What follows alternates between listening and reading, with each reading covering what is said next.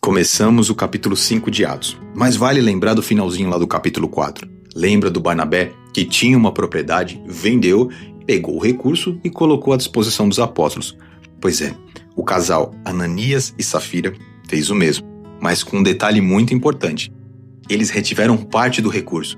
Imagina o seguinte, que eles tivessem ali um terreno de 100 mil reais. Eles venderam aquele terreno, só que ficaram como, por exemplo, uma parte de 50 mil reais.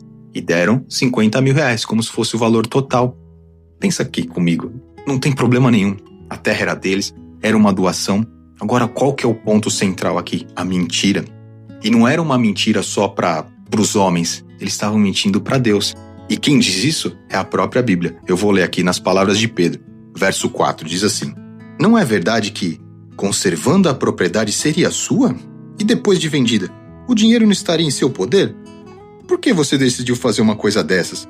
Você não mentiu para os homens, mas para Deus.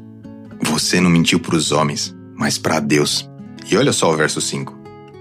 Ouvindo essas palavras, Ananias caiu morto, e sobreveio grande temor a todos os que souberam do que tinha acontecido. E o que os estudiosos discutem aqui é que isso foi uma ação divina, um juízo de Deus mesmo, porque imagina, aqui é uma transição entre a velha aliança e a nova, a igreja estava nascendo. Então o Espírito tinha que fazer algo exemplar e didático para que essa não fosse uma ação comum no meio da igreja. Mas o que vale de reflexão para hoje é, quando for fazer algo, faça de coração ou nem faça. Não faça para parecer bonito, não faça para que os outros vejam. Se for para Deus, faça de coração, mas nunca mentindo no íntimo para Deus. E é claro que ações como essa começam a chamar atenção. E o povo que assistia a tudo aquilo ficava dividido entre querer seguir, mas com certo receio, com certo medo, por tudo que estava acontecendo, e a prova que a igreja estava crescendo, é o verso 14. Olha aqui comigo. E aumentava sempre mais o número de crentes no Senhor, uma multidão de homens e mulheres. E é claro que isso despertou a inveja dos líderes religiosos. E para que eles parassem de ensinar e de pregar sobre Jesus, eles foram presos. Mas a Bíblia fala que à noite um anjo do Senhor abriu a porta da cela e eles voltaram a pregar. E quando pressionados novamente para parar de pregar, Pedro e os apóstolos falam aquela famosa frase: é mais importante obedecer a Deus do que aos homens. E em meio a toda essa dinâmica de prender os apóstolos, depois eles saem, voltam a pregar, depois o sinédrio, que é composto aí por fariseus e saduceus, chamam eles de novo e falam: vocês não podem pregar. Em meio a tudo isso, algo muito interessante acontece no fim do capítulo.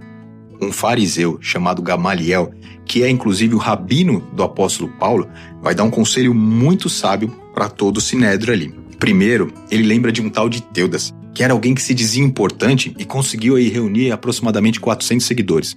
Esse Teudas morre e os 400 se dispersam. Depois ele cita um outro exemplo parecido e olha como ele termina. Eu quero ler com vocês. Olha o que Gamaliel fala para os membros do sinédrio.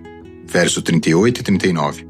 Neste caso de agora, digo a vocês, não façam nada contra esses homens. Deixem que vão embora, porque se este plano ou esta obra vem de homens, será destruído. Mas, se vem de Deus, vocês não poderão destruí-los, e correm o risco de estar lutando contra Deus. E os membros do sinédrio concordaram com Gamaliel. Em outras palavras, deixa que isso pode ser coisa da cabeça deles, vai passar.